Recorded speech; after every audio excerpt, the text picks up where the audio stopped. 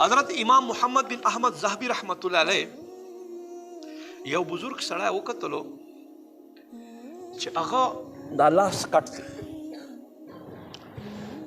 او هغه چغې وایي اے خلکو ما ته وګورو که چا په دنیا کې ظالم سړي ظلم انجام نه وي کتلی ما ته وګورئ چې دا زما لاس کټ شوی دی. حضرت امام محمد بن احمد زاهبی رحمت الله علیه ورته رانږدې شو.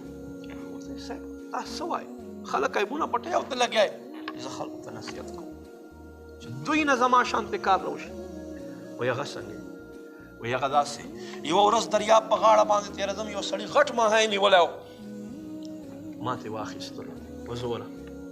هغه ما ته واسطې ډېرې راکړې. ما ته وایي چې ما بچي وږي دي، په ما رحم وکړه، ما نه ما اخله، خو زه طاقت کې وم، تکړه وم، زورور وم، ته یې وامېخیستم. په لار کې اغمایي په ما باندې چک ولګولو په ګوتې. چې چک ولګولو ټوله شپه مې دې ګوتې درد کولو. چې ګوتې درد کولو سهار زه طبیب ډاکټر ته ورغلم، هغه ما ته وایي چې بل علاج دې نشته، دا ګوته به له دې ځای نه کټ کوم. مې چې کټ یې کړو چې د درد نه مې ځان خلاص شي. نو وایي ګوته یې رانه کټ کړه. بیا څه وخت تېرېدو دکه ځای مې چې دی هغه څه سره ولګېدو، نو دا ټول لاس مې درد شروع کړو تر دې ځای پورې. چې بیا طبیب ته ورغلم، ما ته یې وایي چې دا زار خواره شوي دي په دې لاس کې، دا چې مخکې نه شي لاړ، دا لاس به ځنې کټ کړو. بیا یې دا لاس نه کټ کړو. بیا څه ټایم تېرېدو دا حصه مې په تکلیف شوه، بیا مې دا حصه کټ کړه. هغې نه بعد مې دا حصه ده، دا حصه مې هم کټ کړه، دا لاس مې نشته، خو بیا زه په تکلیف وم، تکلیف مې نه ښه کېدو. نو چا ورته ووی چې تا به دومره تکلیف نه و تېر کړی، ورشه د تکلیف تا ولې جوړ شوی؟ نو هغه ته دا ټوله خبر تېره کړه چې دا سړي نه مې یو کب یو ماهی اخیسته. وی ورشه هغه نه معافي وغواړه. وی کله چې زه اخته راغلم هغه نه مې معافي وغوښته. هغه ما ته چې زه خو تا نه پېژنم، ته څوک یې؟ ما چې زه هغه سړی یم چې یو ټیم کې ما تا نه کب ماهی اخیستی و.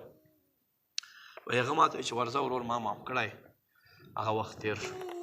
خو دی وایي چې کله هغه ما ته دا وفرمیل، هغې نه بعد زما دا لاس کټ شو، زما دا درد ختم شو. لاس مې لاړو، درد مې ختم شو، درد نه ختمېدو. نو کس ورته وی که تا اول نه معافي غوښتې وه نو کیدای شي ستا دا لاس نه و کټ شوی. نو ما عزتمندو که چېرته مونږ چا سره ظلم کړی وي، مونږ خو ډېر ځان ته څه وایو، خو که ظلم مو کړی نو اوس مونږ سره موقع ده چې مونږ له هغه ظلم نه توبه وباسو او توبه ځایب شو. الحمدلله دعوت اسلامي په دې موجوده فتنو دور کې چې وګوره څوک په کاروبارو کې مشغول وي، څوک په څه کې مشغول وي، دعوت اسلامي مونږ ته دا شي څومره بهترین نصیحت تاسو ته میلاو شو.